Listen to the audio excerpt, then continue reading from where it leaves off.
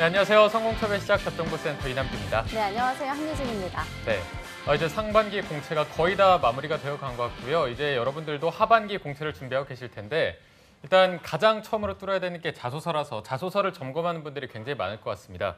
근데 이 자기소개서라는 게 쓸 때마다 어려운 것 같기도 맞아요. 하고 감이 잘 안 잡히기도 하거든요. 그래서 자기소개서의 단점을 좀 보완을 해서 광탈을 피해야 될 텐데 서류 광탈의 원인 같은 게 따로 있을까요?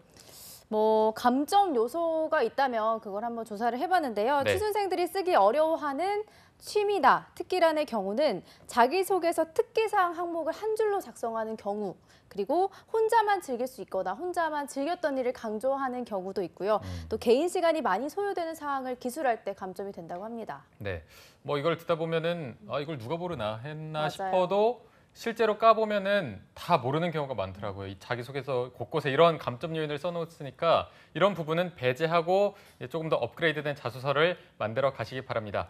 오늘 저희 알찬 정보 많이 준비했고요. 자, 그러면 수요일 잡정보센터 지금 바로 출발합니다.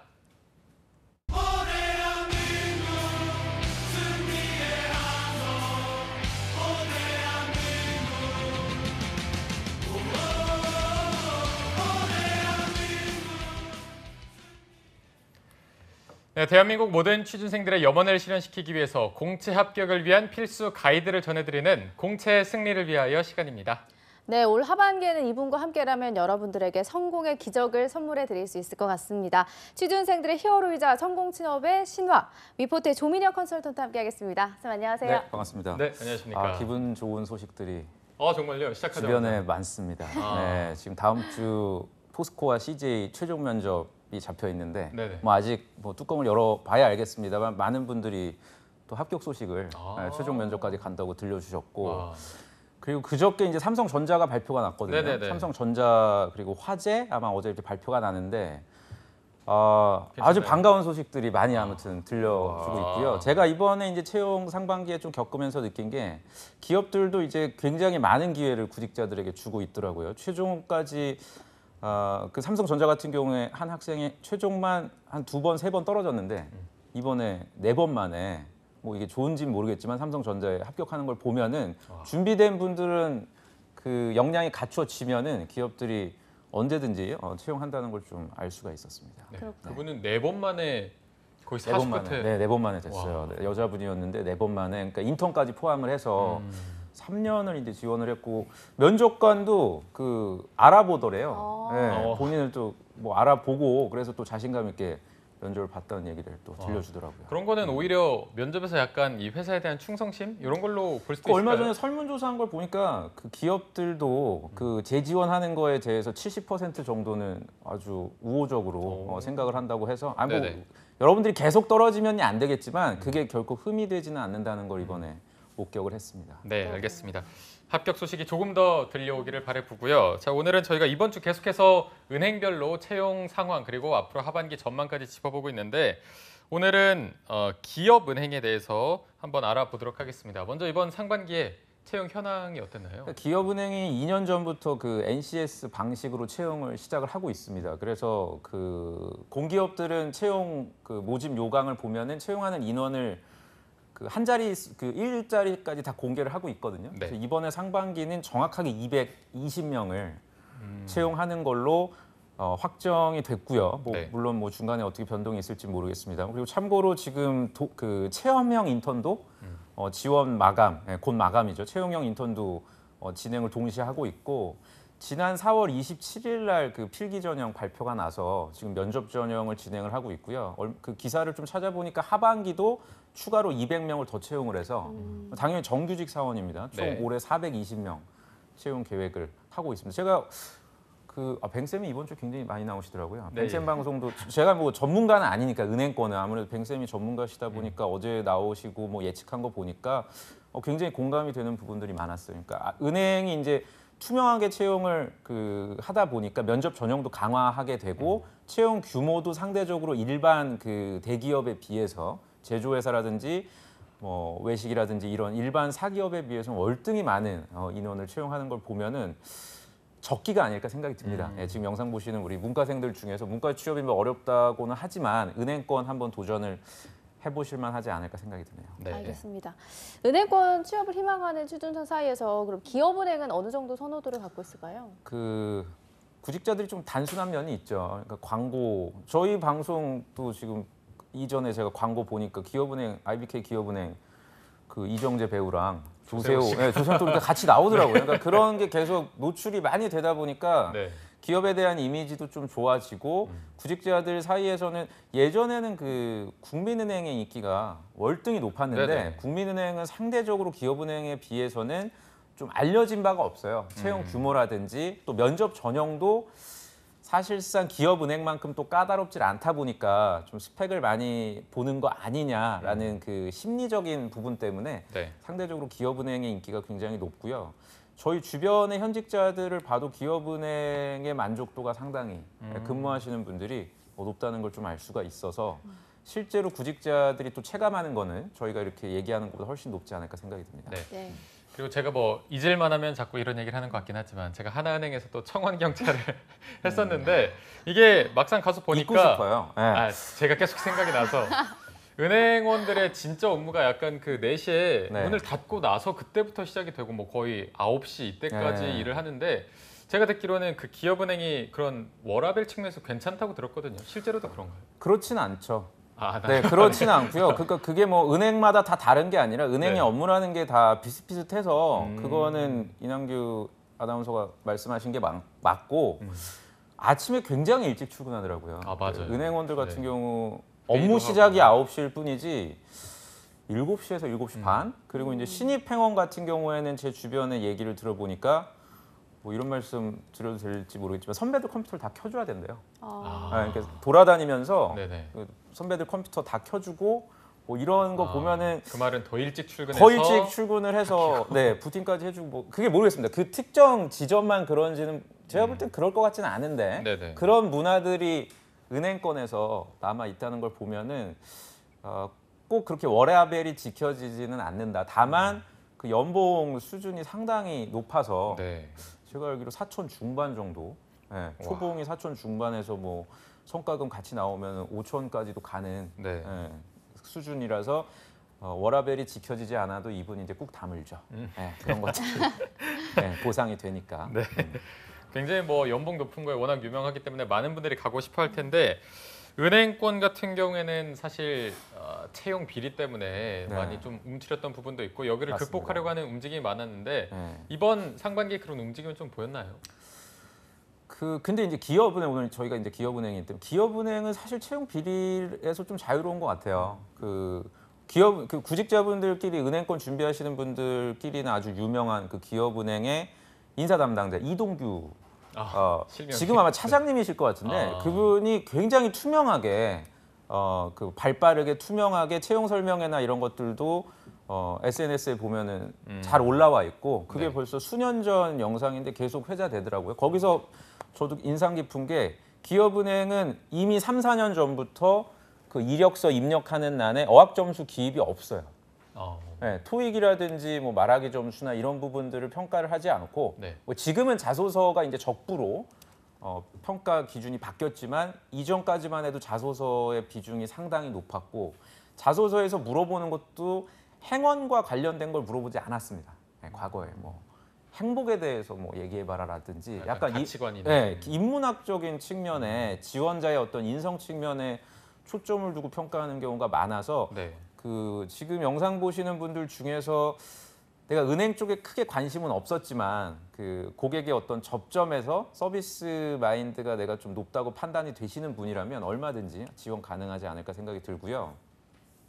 저희 이제 합격자들 제가 이렇게 보면은 은행을 준비했던 분들도 있지만 비은행 준비생들도 꽤 많은 분들이 서류 통과가 됐던 걸로 기억해요. 예를 들어 제 학생 중에 한 명이 남아공에서 대학교를 졸업했거든요. 남아공이요. 네, 남아공에서 대학교를 졸업을 했고 전공도 디자인 쪽이었는데 서류 통과를 시키더라고요. 그러니까 은행하고는 아무 관련이 없음에도 불구하고 특이 이력을 갖고 있었다는 것들을 자소서에 충분히 노출을 시켜서 물론 지금은 그게 아닙니다만 그런 조직 문화 또는 채용 트렌드가 기업은행은 확실히 좀 특이하지 않나라는 생각이 좀 듭니다. 그러니까 그런 게 아마 그 광고에도 충분히 녹아 들어가 있지 않았나라는 생각이 듭니다. 네.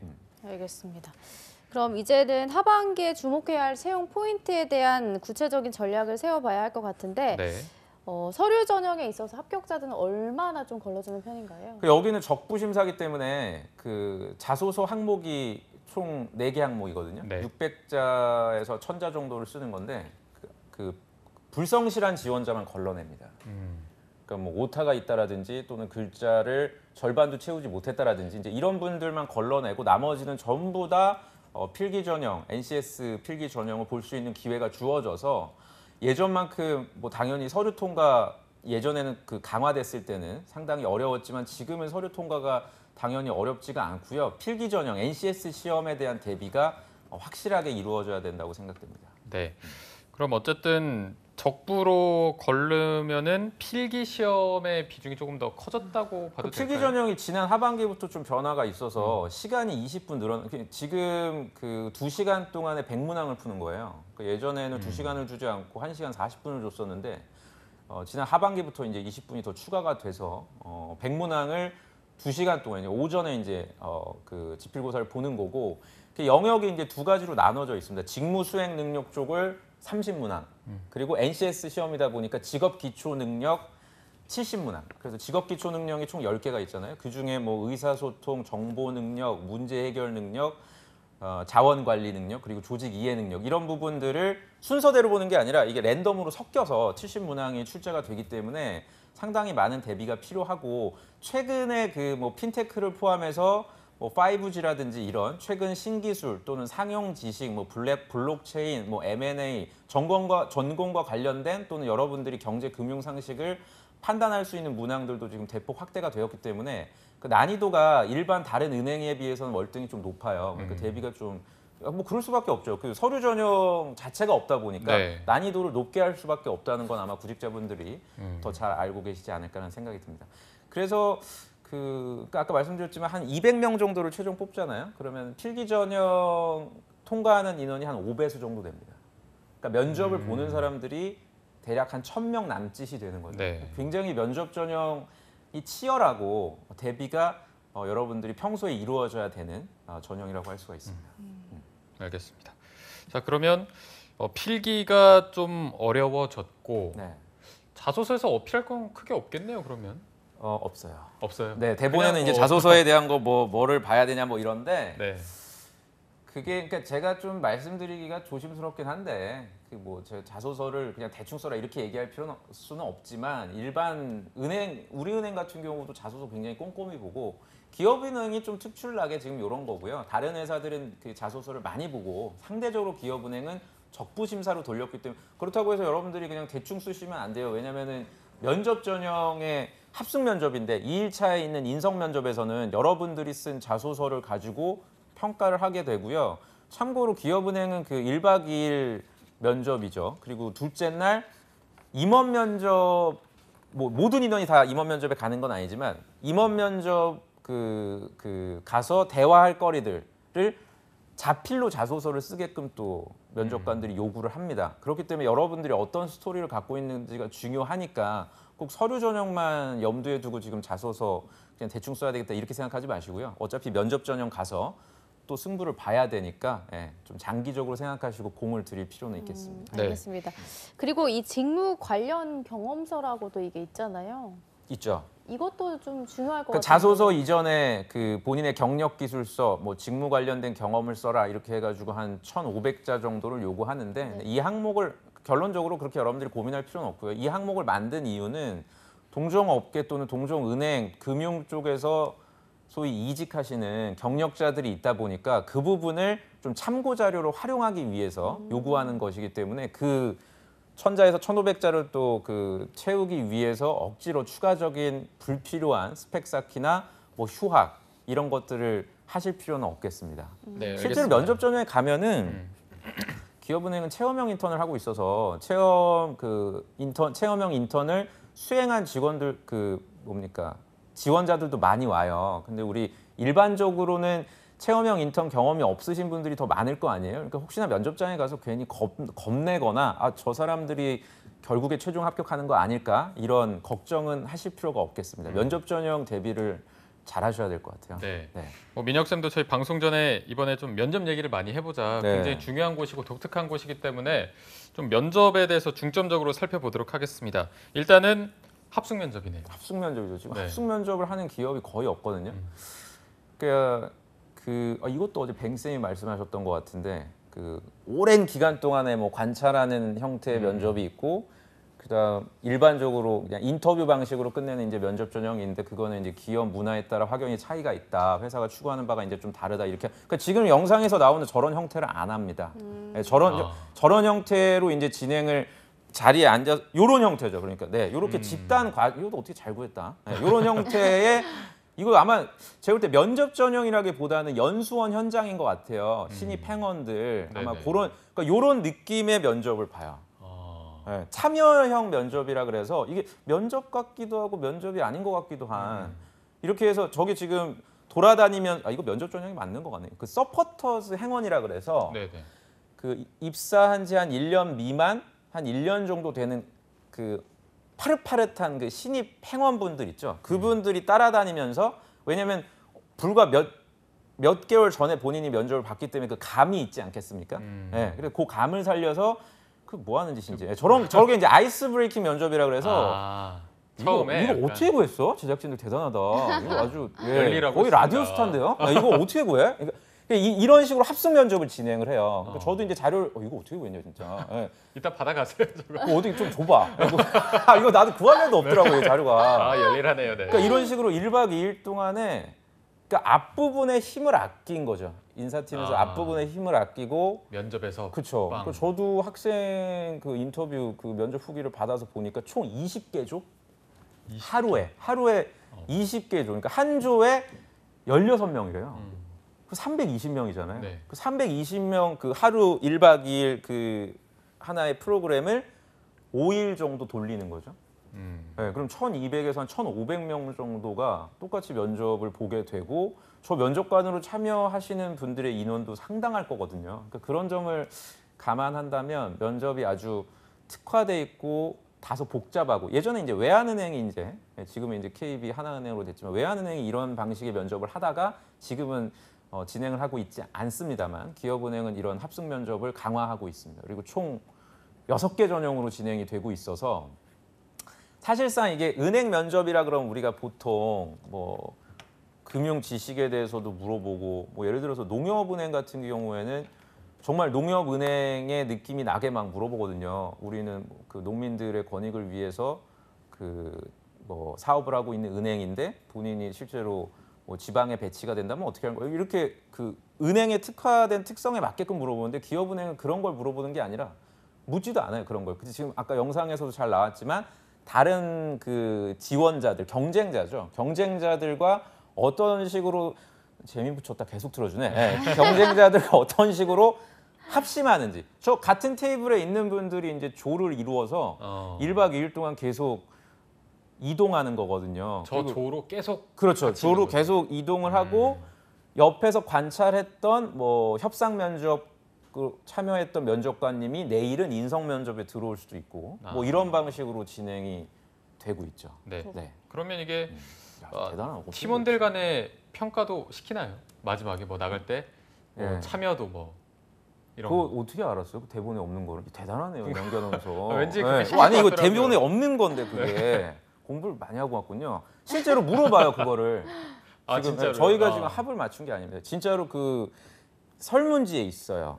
최종 이제 면접 끝나기 전에 1박 2일 진행하는 동안 정말 칭찬해주고 싶은 추천할 만한 팀원은 누구인지 이름을 써라. 그럼 뭐 이남규 뭐 옆에서 열심히 뭐 합심했음, 뭐 어땠음, 경청했음 이런 식으로 물론 그걸 가지고 당락을 좌우하는 건 아닌데 아까 말씀드린 대로 같이 참여하는 팀원이 10명이 넘다 보니까 그렇죠. 투표하듯이 똑같은 이름이 나온다면 그 사람에 대한 평가가 아무래도 좀 정성적으로 좋아질 수밖에 없고요.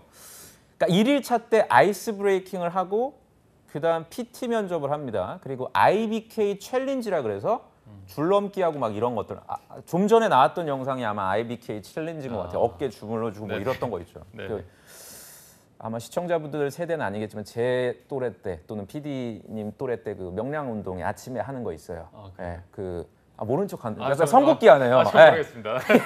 그러니까 변흥준 아나운서 예전에 차인태 그 형님들이 나오셔가지고 네. 진행했던 아. 그런 청백 나눠가지고 하는 거 있잖아요. 그런 식의 팀 플레이 하는 과정을 면접관들이 관찰을 하게 되는데 아마 이제 이렇게 제가 말씀드리면 그냥 노는 거네 면접이. 2일차 때는 또 PT 면접도 있고 협상 면접 있고 인성 면접 뭐 딱히 뭐 공부할 게 없겠구나 이렇게 생각하는데 굉장히 피곤합니다. 일단 몸이 일단 굉장히 피곤하고요. 그러다 보면 사람의 평소의 모습이 나올 수밖에 없어요. 이게 피곤해지다. 그리고 옆에 있는 팀원들하고 같이 PT 경쟁을 시키고 그런 과정 속에서 다소 좀 오버하거나 지나치게 옆에 있는 사람을 이기기 위한 편법 또는 원칙을 어기는 사람들이 조금씩 나오거든요. 네. 근데 그게 이제 2시간, 3시간이면 숨길 수도 있겠으나 1박 2일 동안 이걸 진행하다 보면 당연히 나올 수밖에 없고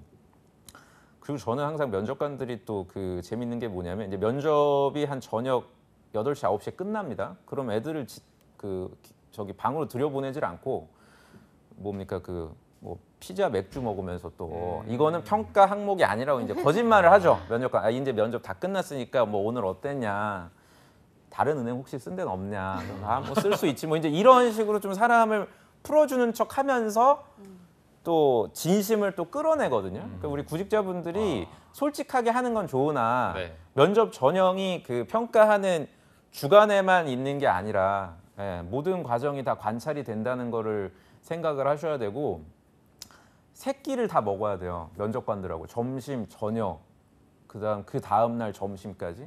그게 가장 곤욕스러웠다 그러더라고요. 저희 합격자는 다른 뭐 경쟁자들하고야 이제 동년배니까 이게 할 말도 있고 뭐 한데 솔직히 밥 먹으면서 뭐 면접관 분들하고 이렇게 뭐 할 그날 얘기 처음 봤는데. 그리고 할 얘기도 없는데 그렇다고 또 이렇게 분위기 무겁게 밥만 먹기도 뭐하고 그러니까 그런 부분들이 아마도 이제 디테일한 부분이긴 하지만 결국 16명 중에서 경쟁률이 5대 1이잖아요. 그럼 한 서너 명 정도만 합격하고 10명 넘게는 같은 조원들이 떨어진단 말이죠.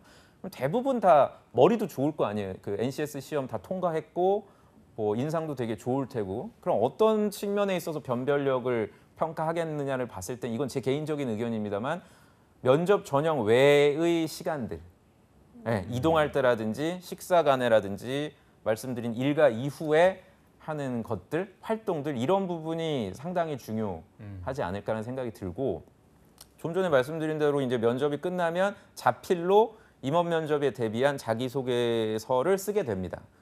근데 앞서 말씀드린 그 네 항목을 평가하는 게 아니고요. 새롭게 줘요. 자소서 항목에 쓸 게. 그거는 이제 매번 바뀌는 거기 때문에 제가 여기서 일괄적으로 뭐다 이렇게 말씀드리긴 어렵지만 지난 하반기 때 이제 자필로 쓰라고 했던 게 그냥 뻔한 거예요. 성장 과정, 취미, 특기, 입행 후 뭐 달성하고자 하는 어떤 목표 수준인데 이런 걸 쓸 텐데 그 요새 친구들의 그 필체를 보면 글씨를 잘 쓰는 분들이 굉장히 드물어요. 그러니까 여러분들이 뭐 한석봉처럼 잘 쓴 필요는 없지만 어른들이 이제 보기에 못 알아볼 정도의 글씨면 아마 이런 것들도 당락을 좌우하게 되고요. 아주 작은 팁이긴 하지만 자필 자소서를 쓸 때 좀 글씨를 크게 쓰시는 게. 임원분들이 이렇게 눈이 좋지가 않기 때문에 잘 좀, 보이게. 큼직큼직하게 좀 써주시는 게 글꼴 포인트 한 12 정도? 저희 대본 크기 정도보다 조금 더 크게 적어주시는 것도 그러니까 그런 작은 부분들이 아무것도 아닌 것 같지만 결국에는 모이고 모여서 이제 당락을 좌우하게 되거든요. 그러니까 유념해서 대비를 하실 필요는 있겠습니다. 네. 네. 근데 아까 뭐 식사 자리도 있고 이런다고 했잖아요. 네. 근데 낯을 가리거나 이러면은 떨어질 확률이 그럼 높다고 낯을 가리면 이제 은행뿐만이 아니라 이제 직장 생활 못 하죠. 그러니까 낯을 근데 제가 볼 때 은행 정도 면접 오시는 분들이 낯을 가리는 분은 많지는 않을 것 같고요. 그 중에 있겠지만 저는 오히려 과한 행동을 하는 분들이 그러니까 예를 들어서 아이스 브레이킹이라 그래서 이것도 이제 면접 전형이라 그래서 이제 그 포함이 되어 있는데 그 요새도 뭐 MT 이런 거 가나요? 신입생들? 뭐 그런 느낌으로 이제 가겠죠? 진행을 한대요. 네. 자리에서 한 명씩 일어나서 자기소개하고. 자기소개하고 이제 여기서 굉장히 오글거리는 상황인데 그걸 어떻게든 이제 면접관한테 나를 각인시키려고 춤추고 뭐 하고 뭐 삼행시 짓고 이러는 거죠. 아. 그러니까 전 이런 짓은 좀 안 하셨으면 좋겠어요. 그냥 뭐 자, 여러분들 운을 띄워주세요. 뭐 이러면서 막 진행하는 거 있잖아요. 행사 MC 같은 네. 뭐 그럼 분위기 봐서 이거 좀 아니다 싶으면 바꿔야 되는데 네. 밀고 막 가요. 이렇게 시키는 거. 자 여기서부터 저 해주세요. 막 이러면은 표정으로 예, 하면 분명 있을 거거든요. 저기. 예. 저 뒤에 애들 좋다고 난리네요. 그러니까 저 봐, 제가 오버하잖아요. 저런 식으로 하면 안 되거든요. 처음에는 굉장히 경직된 저 박수 치는 분들이 이제 그 서포터즈 행원분들 예, 입사한 지 갓 1년 정도 되는 저 때 굉장히 울컥하는데요. 예, 1박 2일 동안 이제 면접 전형 끝나고 수고하셨다고 우리 또 만나 뵈었으면 좋을 것 같아요. 이제 막 이럴 때 본인이 아직 합격한 건 아니지만 뭐 기업은행에 대해서 뭐 로열티가 또 샘솟고 혹시나 내가 불합격하더라도 주거래은행은 그래도 계속 기업은행으로 해야 되겠다 뭐 그런 생각도 들고 그래서 면접 전형이 1박 2일로 하는 거는 당장은 이게 좀 지출이 많겠죠 회사 입장에서는 근데 우리 구직자들한테 좋은 이미지를 각인시키기에는 상당히 좋은 방법이 아닐까. 네. 근데 생각이 어제 뱅쌤 같은 경우에는 면접이 하루에 끝나는 게 되게 뽀뽀할 만할 정도로 칭찬한다고 하셨거든요. 네, 그거 이제 제가 금요일 날 같이 뱅쌤하고 아. 나와서 좀 예고편인가요? 주제넘게 도전장인가요? 감히 뱅쌤한테 덤비진 아하. 못하지만 예. 뭐 의견이 좀 다를 수는 있으니까 제 그렇죠. 개인적으로는 1박 2일 면접이 좀 진행하시는 입장에서는 지루할 수는 있으나 학생들한테는 참 그러니까 내가 그 불합격 메일을 받더라도 수긍할 수 있는 거죠. 네, 수긍할 수 있다는 측면에서는 좋은 것 같아요. 업무를 진행하는 사람 입장에서 좀 힘들지만 당장은. 네. 뱅쌤 그렇게 말씀하셨네. 네. 하루에 네. 끝나는 게. 좀 짧게 하고 뽀뽀할 해야 음. 그 구직자들의 에너지나 뭐 네, 시간 이런 걸 맞아요. 덜 뺐기 뱅쌤은 때문에 이제 또 그 저 예전 한미은행 시티은행 또 출신 외국계에 또 네네. 근무하셨기 때문에 약간 외국계 마인드가 있으시죠. 아, 네. 알겠습니다. 이거 아닌가요? 네, 오늘 분위기 굉장히 무겁네요. 아니요. 더 많은 얘기는 금요일 날 네. 두 분 얘기 장을 따로 마련해 드릴 테니까 그때 또 시원하게 알겠습니다. 한번 붙어주시고요. 네. 아까 말씀하시기를 잠깐 얼핏 들었는데 둘째 날에 뭐 PT 면접 PT 면접. 뭐 이런 그런 걸 다 하나 봐요. 그럼 첫째 날에는 도대체 첫째 뭐 날 하나요? 아이스 브레이킹 그리고 저런 IBK 챌린지와 같은 활동, 그다음 협상 면접. 협상 예, 면접이요. 협상. 여러분들이 아셔야 되는 게 금융 관련된 주제를 주기도 하지만 그렇지 않은 시사 찬반 주제를 주기도 해요. 그래서 꼭 경제 금융 지식만 내가 알아야 되는 건 아니고 이게 사실 협상 면접 같은 경우에는 그 김태경 쌤이 이제 전문가시지만 CJ의 심층 면접 안에 협상 면접이 포함이 되어 있었습니다. 네. 수년 전에 한 5년 전까지는 협상 면접이 있었죠. 근데 이제 그 보고합시다라 그래서 면접 전형의 효율성을 높이려고 심층 면접 안에 이제 협상 면접을 떼어놨죠. 반면에 지금 기업은행은 계속해서 협상 면접을 유지하고 있고요. 사실 협상 면접이 가장 효율적이에요. 지원자가 어떤 성향인지를 바로 이렇게 드러낼 수 있는. 그러니까 토론 방식이거든요. 토론 방식. 자료를 주고서 상대 팀이랑 우리가 주어진 자료가 대칭되도록, 대칭되게끔 해서 뭔가 싸울 수 있도록. 뭐 예를 들면은 저쪽에서는 시청률을 낮춰야 좋은 거고, 이쪽에서는 시청률을 높여야 뭐 협찬이 많이 들어오기 때문에 좋은 거고, 뭐 이런 식의 대립각을 세워서 지원자를 평가하는 거라. 근데 뭐 어느 하나의 면접이 굉장히 중요하다 이렇게 말씀드릴 수는 없을 것 같고요. 제 생각엔 고르게 이제 잘하셔야 되는데 아무래도 6가지 면접 중에서 당락을 결정하기에 가장 좋은 거는 이제 협상 쪽이 아닌가라는 생각이 듭니다. 그리고 좀 전에 제가 그 아이스 브레이킹 말씀을 드렸는데 네. 그 본인의 이름을 결국에는 각인시키는 게 굉장히 중요해요. 면접관한테. 면접관들이 뭐 거의 1박 2일 동안 30명 넘게 혼자서 평가를 돌아다니면서 해야 되기 때문에 이 지원자가 한유진인지 박유진인지 한유정인지 이게 막 가물가물하면 안 되거든요. 그러니까 여러분들이 어떤 방식이 됐든 과하지 않는 범위 내에서 자신의 이름 석자를 각인시킬 수 있는 방법들을 한번 찾아주시면 어떨까라는 생각이 듭니다. 네. 그러면 여기 PT 면접은 이것도 다 팀별로. PT 면접도 팀별로 하죠. 그러니까 팀별로 하는 게 좀 생소하실 거예요. PT 면접이 혼자 들어가는 것이 이제 일반적인데 이걸 어떻게 팀별로 하느냐. 네. 그러니까 동일한 주제를 주고서 저쪽 팀에 있는 한 명이랑 우리 팀에 있는 한 명이랑 같이 들어가서 네, 면접관 앞에서 동일한 주제로 이제 평가를 하는 거란 말이죠. 그러니까 보통 일반적인 삼성이라든지 이런 지금 하나요? 네, 저기 이거 어떻게 구한 거지 다? 오늘 많이 이거 놀러 맞아? 가시네. 기업은행? 이거 잠깐만. 그렇지 이런 식으로 하거든요. 네, 같은 주제를 가지고 이렇게 한 사람이 평가받고 앉으면 그 다음 또 옆 그 조에 있던 분이 나와서 그렇지 저런 식으로 이제 평가를 하게 됩니다. 그래서 상당히 좀 긴장이 되면서도 그 학생들 그 구직자 입장에서는 PT 면접이 가장 공정하다고 느낀다고 하더라고요. 네, 옆에 지원자들 의식하지 않고 그래도 소규모로 진행된다는 점에서 준비가 평소에 돼 있는 분들이라면 PT 면접은 크게 어려움이 없을 거다. 그래서 여러분들 입장에서 지금 기업은행을 대비를 하시려면 사실상 면접 전형을 각각의 특성에 맞게끔 대비하기는 어렵죠. 그죠? 뭐 아이스 브레이킹 전형을 대비할 수도 없는 거고 그렇다고 해서 뭐 10명 이상을 떼거지로 무슨 체육대회를 할 수 있는 것도 아니잖아요. 그러니까 저는 기업은행을 위한 면접 전형은 별도로 준비가 될 필요는 없습니다만 평소에 나의 생각을 나와 좀 생각이 다르더라도 다른 사람들과 그 접점을 찾기 위한 또는 결론을 내기 위한 노력들을 하루에 뭐 짬짬이 시간을 내서 뭐 30분에서 면접 전형이 가까이 온다면 뭐 1시간 정도라도 꾸준하게 대비를 한다면 1차 면접은 그렇게 크게 어려움 없이 저는 통과하지 않을까라는 생각이 들고요. 네.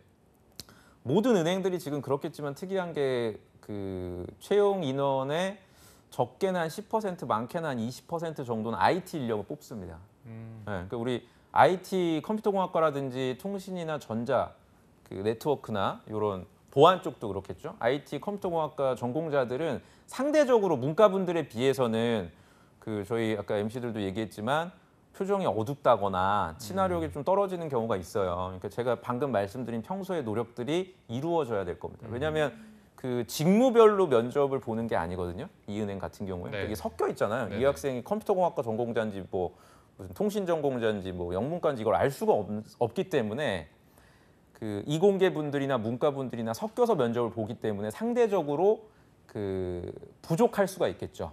그죠? 친화력이나 이런 측면에서 그러니까 더욱더 많은 노력을 해주실 필요가 있을 것 같아요. 네, 네. 알겠습니다. 그런데 아까 협상 면접은 금융 주제나 시사도 나온다고 하셨잖아요. 네. PT는 어떤가요? PT 주제도 동일합니다. 네. 주제가 전형 간의 차이가 크게 없어요. 네. 이게 이제 롯데그룹 같은 경우도 이제 지난주에 면접이 끝났지만 그 GD 면접이라 그래서 협상 면접, 토론 면접이죠. 협상 면접이랑 PT 면접의 주제가 동일했습니다. 네. 그러니까 PT 주제를 가지고 면접관한테 발표를 하고 그 주제를 가지고 나의 아이디어와 같이 참여한 다른 지원자의 아이디어가 다를 수가 있잖아요. 뭐 지금 뭐 매출이 저조한데 고객을 그 뭐 예를 들어서 인터넷 은행들 지금 많이 나오고 있잖아요. 그러니까 이런 식으로 그 점포로 나오지를 않고 그 금융 서비스들을 통해서 주로 많이들 금융 IT적인 분야의 지식을 활용해서 사람들이 서비스를 이용하는데 그래도 점포로 이끌어내오기 위한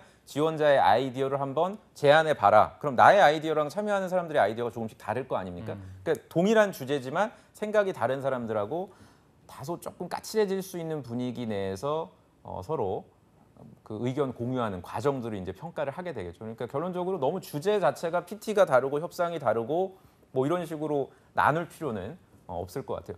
그리고 그 1일차 때 여러분들이 답변했던 내용들을 면접관들이 기억을 하고 있다가 네. 2일차 때 물어볼 수도 있어요. 예를 들어서 동일한 면접관이 들어온다면 어저께 뭐 조민혁 지원자가 PT 면접 때는 이렇게 답변을 했는데 그 답변을 실제로 입사 후에 실행시킬 수 있는 본인의 어떤 역량이 있냐 이렇게 물어볼 수도 있거든요. 근데 너무 피곤한 나머지 본인이 작성한 답안을 기억을 못한다. 뭐 이래버리면 상당히 치명적인 감점이 있을 수가 있겠죠. 그러니까 내가 발언을 하거나 주장을 할 때는 정말 뭐 너무나 당연한 거지만 어디 발췌했다라든지 요새는 이제 뭐 면접 가면은 자료들 굉장히 많이 돌아다니거든요. 다른 사람들의 자료를 내 거인 양 암기하게 되면은 당연히 여러분들 기억을 못 합니다. 그래서 진위 여부 판단이 안 돼서 이제 불합격할 수도 있어서 그런 부분들은 좀 조심하실 필요가 있을 것 같아요. 제가 너무 1차 면접 말씀을 많이 드렸는데 그렇게 해서 이제 5배수 넘어서 이제 통과가 되면 최종 면접 때 한 2배수 정도 되겠죠. 최종 면접 의외로 많이 떨어집니다. 네, 지원자들이 굉장히 많이 떨어지고 왜냐하면 그 힘을 빼더라고요. 최종까지 이제 오게 되면 내가 이제 웬만하면 안 떨어지지 않을까라든지 이런 자만을 해서 떨어지는 경우들이 있으니까 네. 최종까지 가시는 분들은 물론 얻어 걸려서 가는 친구들도 있겠지만 금융권 다른 은행들 타은행들도 탄탄하게 준비한 지원자들이 대다수거든요. 그렇기 때문에 정말 기업은행을 최종까지 생각하신다면 1차 면접까지는 금융이라든지 경제 상식의 비중이 적겠지만 최종 때는 당연히 확인할 수 있는 질문들이 많이 나올 것이다 라는 점을 염두에 둬야 될 것 같아요. 네, 알겠습니다. 저희가 면접이 굉장히 중요하기 때문에 오늘 비중을 많이 둬서 질문을 많이 드려봤고요. 그럼 민혁 선생님 마지막으로 기업은행을 준비하는 취준생들한테 신의 한 수까지 부탁드리겠습니다. 뭐 늘 말씀드리지만 점포가 있는 회사는 꼭 가보시기 바랍니다. 네, 기업은행도 전국에 다 점포가 있고요. 그리고 가급적이면 집 앞에 있는 점포만 가지 마시고 전략적으로 생각하고 있는 점포나 지역이나 지점들이 있을 거예요. 그 지역에는 꼭 방문하셔서 뭐 관찰한 거를 얘기하셔도 되고 뭐 가능하다면 서비스를 받고 나오는 고객들에게 간단하게 인터뷰하고 뭐 이런 것들도 저는 추천을 드립니다. 오늘 제작진들 고생 많이 하셨네요. 네, 알겠습니다. 오늘 도움 말씀 주신 위포트의 조민혁 컨설턴트와 함께했고요. 민혁쌤, 금요일 화이팅! 네, 화이팅! 괜히 부담되네요. 네. 금요일 날 뵙겠습니다. 고맙습니다. 네, 고맙습니다. 네, 잡정보센터 1부는 여기서 마무리해보도록 하고요. 2부에서는요. 일자리 방방곡곡이 준비되어 있고요. 네, 그리고 갈 곳 없는 취준생들의 인권을 지키고 알 권리를 챙겨드리는 코너죠. 취준생 인권위원회도 준비되어 있습니다. 네, 저희는 잠시 후에 뵙겠습니다. 채널 고정!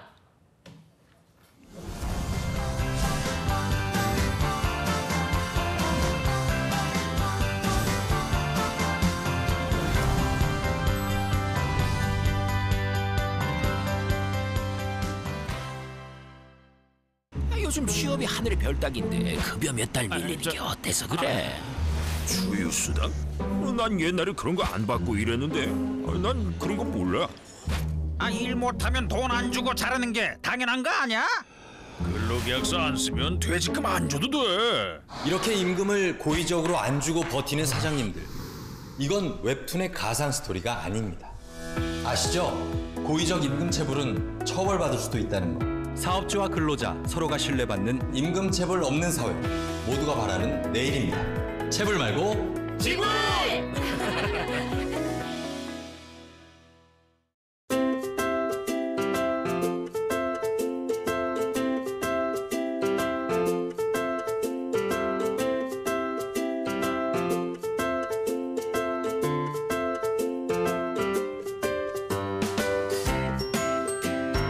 반칙과 특권 마침표, 변화의 시작.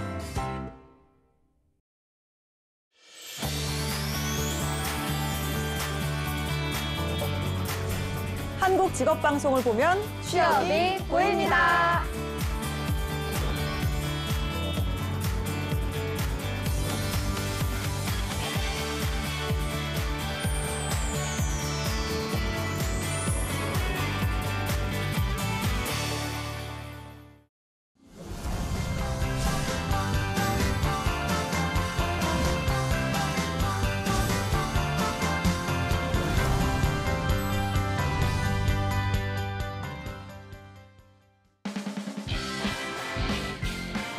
네, 성공취업의 시작 잡정보센터 2부의 문을 활짝 열어봤습니다. 저희가 2부에서는요. 취준생들의 인권을 지키는 방법을 알려드리는 취준생 인권위원회가 준비되어 있고요. 네, 그리고 전국 각지의 생생한 채용 소식을 알아보는 일자리 방방곡곡도 준비되어 있습니다. 지금 바로 만나보시죠.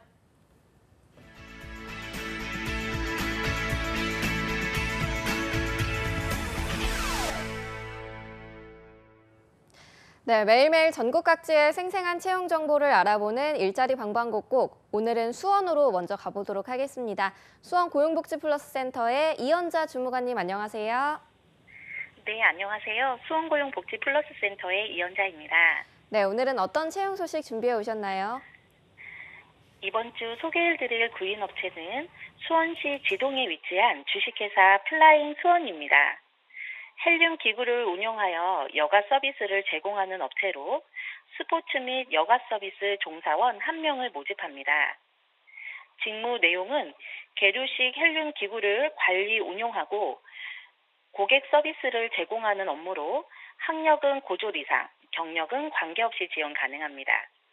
컴퓨터 활용 능력 우수자를 우대하며 주 5일 근무로 급여는 월 230만 원이고 접수 마감일은 채용시까지이니 관심 있으신 구직자분들은 워크넷 구인 정보를 확인하여 이력서와 자기소개서를 준비해 방문 또는 이메일로 지원하시기 바랍니다. 네, 경력에 무관한 구인건으로 스포츠 및 여가 서비스 종사원 1분 채용하고 있습니다. 채용 시 마감되는 구인건이니까요. 관심 있는 구직자 여러분들은 빠르게 지원하시기 바랍니다. 주무관님, 바로 다음 소식도 알려주시죠. 네, 다음으로 소개해드릴 구인업체는 화성시 양감면에 위치한 성진기업 주식회사입니다. 네미콘을 제조하는 업체로 총무 및 격리사무원 한 명을 모집합니다. 직무 내용으로는 근태관리, 입출 전표 및 계산서 발행, 운반비 등을 지급하는 업무로 학력은 고졸 이상, 경력에 관계없이 지원 가능합니다.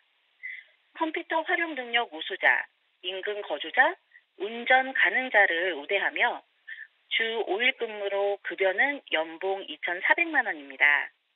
접수 마감일은 채용 시까지이니 관심 있으신 구직자분들은 워크넷 구인 정보를 확인하여 이력서, 자기소개서를 준비해 이메일로 지원하시기 바랍니다. 네, 구직건 역시 경력 무관하게 총무 및 격리사무원 1분 채용하고 있습니다. 채용 시 마감되는 구인건이니까요. 관심 있는 구직자 여러분들의 많은 지원 바라겠습니다. 주무관님, 오늘 소식 고맙습니다. 네, 고맙습니다. 네, 다음으로는 서울의 박혜솔 주무관님 연결돼 있습니다. 주무관님 안녕하세요. 안녕하세요. 서울고용센터 박혜솔 주무관입니다. 네, 오늘의 채용 소식 알려주시죠. 네, 첫 번째 알려드릴 소식입니다. 서울 서초구 방배동에 위치한 크로넥스 주식회사에서 세계 경력직 사무원 1명을 모집합니다. 학력은 무관하며 2년 이상의 경력이 필요하고 급여는 연 3,500만 원에서 3,600만 원 이하입니다. 월, 분기, 연간 결산 및 매출 매입 등의 회계 처리 업무를 담당하게 됩니다. 본사 소재지는 경기도 화성이며 근무 예정지는 지사 소재지인 서울 서초구 방배동입니다. 접수 마감일은 채용 시까지이며 자세한 사항은 워크넷을 참고하여 지원하시기 바랍니다. 네, 2년 이상 경력의 회계사무원 1분 채용하고 있습니다. 관심 있는 구직자 여러분들의 많은 관심 바라겠습니다. 주무관님, 바로 다음 소식도 알아볼까요? 다음 구인 소식 알려드립니다.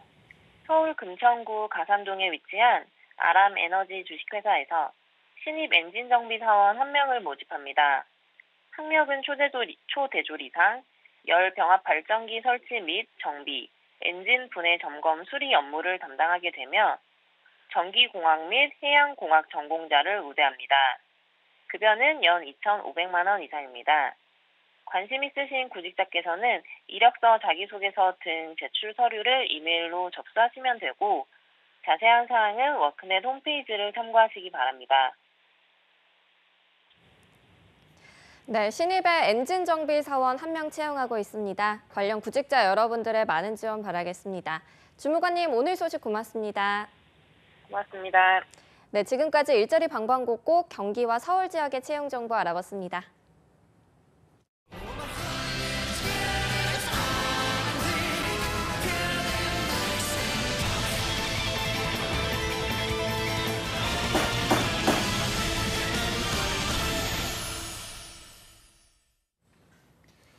네, 국회에서 취업준비생의 인권을 위한 보호법 제정을 추진하고 있습니다. 이렇게 국회에서 취준생 인권 보호법을 위한 움직임이 있는데요. 네, 잡정보센터에서는 취준생들의 인권을 지키는 방법을 알려드리는 취준생 인권위원회가 있습니다. 네, 그동안 몰라서 넘어가고 또 취업시장의 약자라서 알면서도 참아야만 했던 그런 일들 많이 겪으셨을 텐데요. 오늘 이 코너를 통해서 조금이나마 자기 권리를 당당하게 외칠 수 있기를 바라보겠습니다.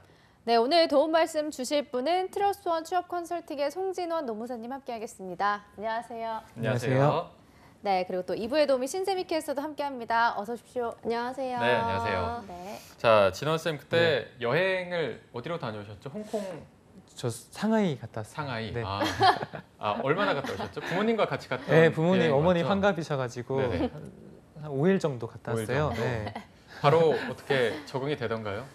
적응이 거진 뭐 이렇게 중국도 우리나라랑 비슷한 이제 인종의 거다 보니까 네. 금방 됐어요. 네, 금방 됐는데 워낙 여행 가긴 했는데 너무 많이 걸어가지고 다리가 아직도 아프고. 아 맞다. 그때 많이 네, 가셨죠. 중국이 넓어가지고 네네. 또 개별 여행으로 갔더니 재미도 있긴 했는데 좀 많이 걸었어요. 사실 제가 저번 주에 그 여쭤보려고 했다가 타이밍을 놓쳐서 못 물어봤는데 그때 막 뭐 찍으시더라고요.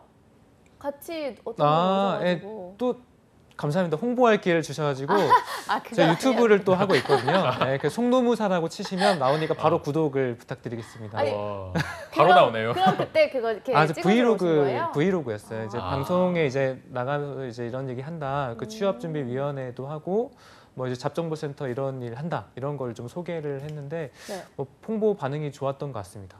정말요? 지금 반응이 괜찮은 편인가요? 일단은 이 방송이 되게 요즘에 관련한 고용이라든지 취업 관련한 거니까 이제 뭐 워낙 또 많이 보더라고요. 네, 그래서 그럼 그때 찍어주러 오신 분은 네. 직원분이신 건가요? 네, 같이 유튜브 편집 기획 네, 같이 하는. 엄청 열심히 찍으시더라고요. 네, 제가 좀 죄송한데 너 열심히 찍으라고 제가 막 강조를 해가지고 이쪽에서도 찍고 이쪽에서 찍어라 막. 계속 방송 내내 찍으시더라고요. 네, 그래서 진원 쌤이 좀 빡세게 보이시는 건 아닌지. 네. 걷기도 많이 걷고 방송도 빡세게 시키고 오늘 방송도 한번 빡세게 해보도록 하겠습니다. 네. 중요한 자, 오늘의 주제 말씀해 주시죠. 네, 최근에 이제 여성가족부가 최근 공공기관 한 400곳 정도와 그다음 민간사업체 한 1,200곳을 조사를 했는데요. 어떤 조사냐면 성희롱에 대한 실태 조사를 한 거예요. 근데 생각보다 되게 많은 분들이 성희롱에 노출이 되어 있었던 사항인데 한 78.4% 정도가 나는 성희롱에 대해서 당해봤고 실제 현재 직장에서도 한 6.4% 정도는 현재 직장에서도 그런 일을 당해봤다.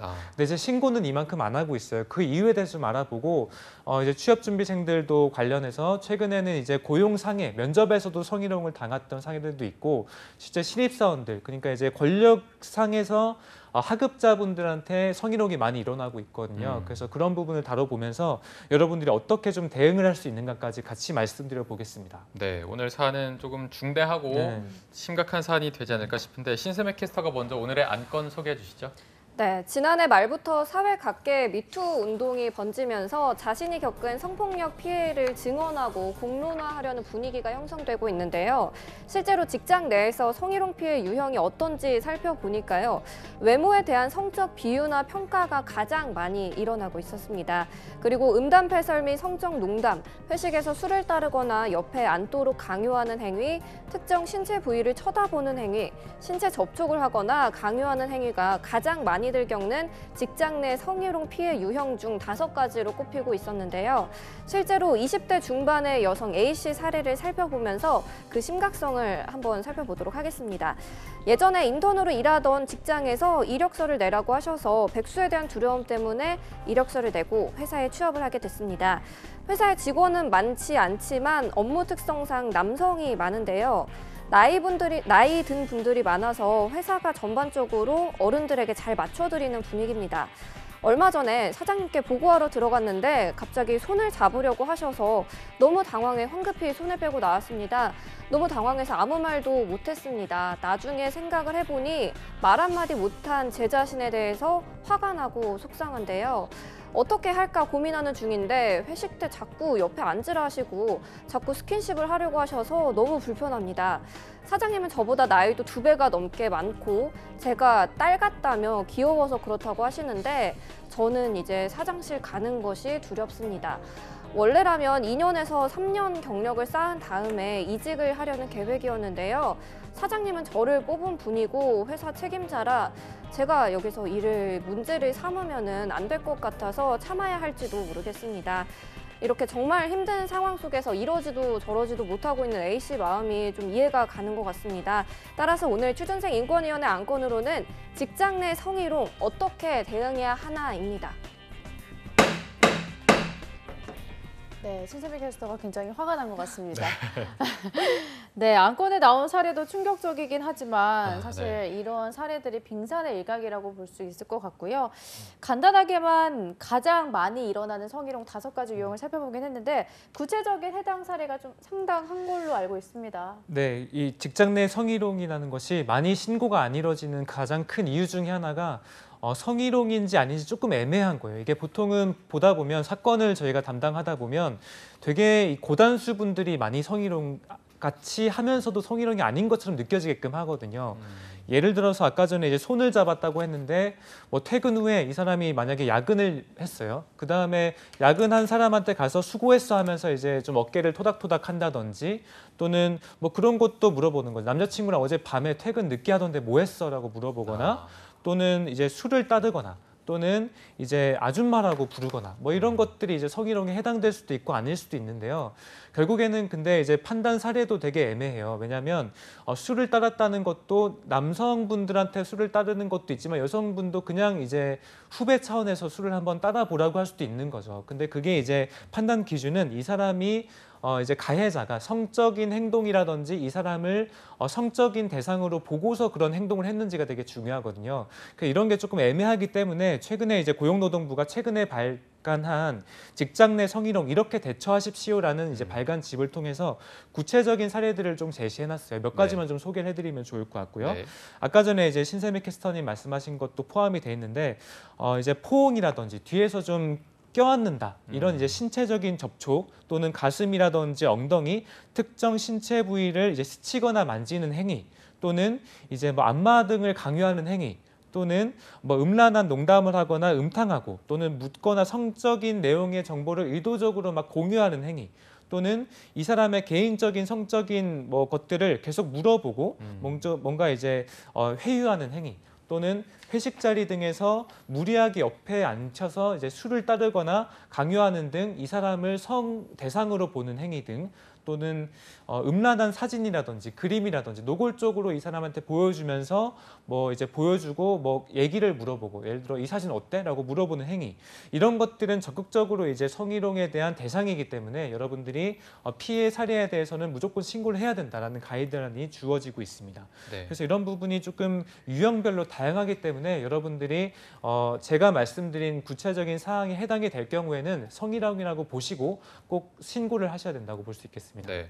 그리고 아까 뭐 그 사례에서도 나왔고 많은 분들이 좀 이런 문제가 됐을 때 하는 변명이 똑같은 것 같아요. 내 딸 같아서 뭐 그렇게 행동했다는데 과연 본인이 집에서 혼자 술을 마시는데 딸을 옆에 앉혀서 막 이렇게 만지고 할지 정말 말도 안 되는 변명이라고 생각하는데 이렇게 다 좀 받아들이는 게 다른 것 같아서 법적 정의랄까요? 그런 게 따로 있나요?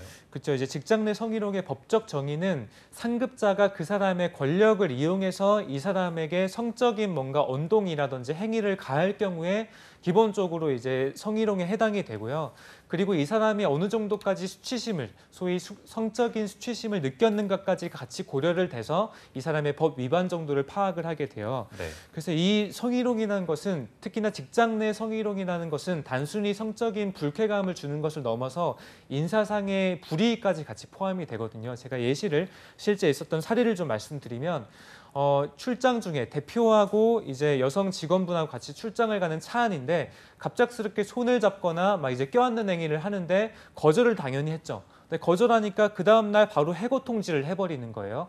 또는 실제 회식 자리에서 외설적인 춤을 한번 춰봐라라고 했더니 당연히 거절했더니 역시나 다음 날 이제 전보를 보내버린다든지 또는 단순히 이제 회사 내에서 회의를 하러 들어갔는데 또는 보고하려고 들어갔는데 이제 거절을 했어요. 성적인 이제 관계에 대한 요구를 해서 거절했더니 그 다음 날 또 해고 통지서를 준다든지 이런 식으로 실제 고용상의 불안정성과 연계를 해서 이 성희롱이 일어나고 있기 때문에 문제가 되는 것입니다. 그래서 이런 쪽들은 저희가 계속 알려주고 또 여러분들이 좀 엄격하게 대하고 엄격하게 신고라든지 또는 여러분들의 권리를 방어하실 필요가 있어요. 네, 알겠습니다. 이런 직장 내에서 성희롱이 발생하는 데 있어서 압력적인 부분도 작용을 할 것 같은데 어떤가요? 네, 그래서 저희가 직장 내 성희롱 피해자 통계를 잠깐 보여드리면 좋을 것 같은데요. 직장 내 성희롱에서는 권력적 요소가 상당하게 많이 적용합니다. 그게 무슨 말이냐면 이제 나이로 구분해봤을 때도 40대 이상한테 발생하는 성희롱보다는 20대, 30대에서 발생하는 성희롱의 비율이 한 75% 정도가 넘어요. 그만큼 이제 나이가 어린 측면에서 많이 생긴다고 볼 수 있고 또 한 가지 슬픈 통계는 정규직보다 비정규직에 대해서 가해지는 성희롱이 훨씬 더 많다라는 것과 관리직보다는 일반 직원, 관리직 또는 이제 과장급 이상의 관리직보다는 사원 대리급에 대해서 가해지는 것들이 훨씬 많은 것들 보면 이 성희롱이라는 것은 직장 내에서 권력적인 요소가 되게 많이 작용하면서 동시에 이제 노동 문제와 같이 성차별적 문제가 엮어서 발생하는 문제라고 좀 볼 수 있겠습니다. 네, 그런데 항상 이런 성과 관련된 문제가 신고하기가 약간 뭐 본인이 예민해서 그런가 생각할 때도 있고 좀 여러 가지 이유가 있는데 신고를 어떤 식으로 하면서 대처하는 게 가장 좋을까요? 네, 그 제가 보니까 보통 가해자분들이 다 능구렁이 분들 많아요. 맞아요. 이거를 뭐 한두 번 하신 분들이 아니고 상습적으로 선수처럼 하는 거죠. 그렇다 보니까 이 사람 입장에서는 노골적인 진짜 성희롱이면 바로 신고할 텐데 네. 이게 이 사람이 나한테 뭐 하는 거지? 라고 이럴 정도의 느낄 정도의 수치심을 준다는 거죠. 네, 그럴 경우에는 그때 신고가 좀 머뭇거려지는 부분이 있고요. 보통 그리고 일반 회사들은 보통 이제 하급자분들, 이제 저희가 신입사원으로 들어가 보면 대표라든지 상무, 전무 이런 분들은 이제 존경의 대상이 될 수도 있잖아요.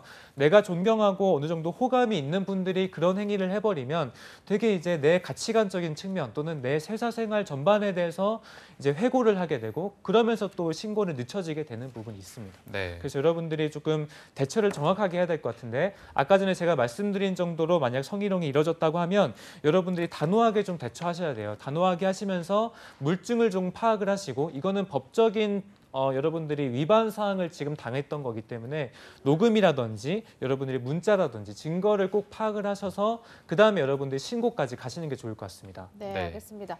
오늘 주제에 대해서 마지막 송쌤의 촌철살인 한마디까지 들어보겠습니다. 네, 일단은 여러분들이 이 성희롱이라는 것은 신고를 하면 과태료를 받게끔 돼 있습니다. 그래서 여러분들이 이 회사에 관할하는 지방고용관서에 바로 신고하시면 사업주는 최대 이제 1,000만 원에 이르는 과태료 벌금을 받을 수 있고 이 사실로 인해서 여러분들이 나중에 이 회사에 불이익도 미칠 수 있는 권리가 있거든요.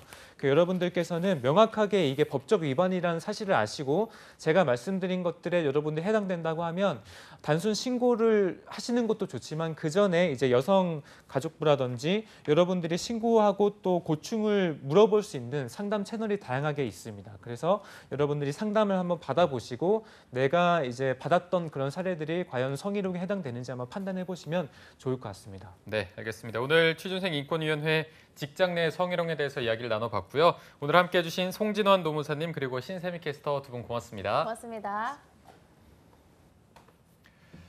네, 접정보센터 오늘 준비한 내용은 여기까지고요. 내일도 공채 승리를 위하여는 계속됩니다. 네, 저희는 내일 오전 10시에 웃는 얼굴로 찾아뵙겠습니다. 여러분 고맙습니다. 고맙습니다.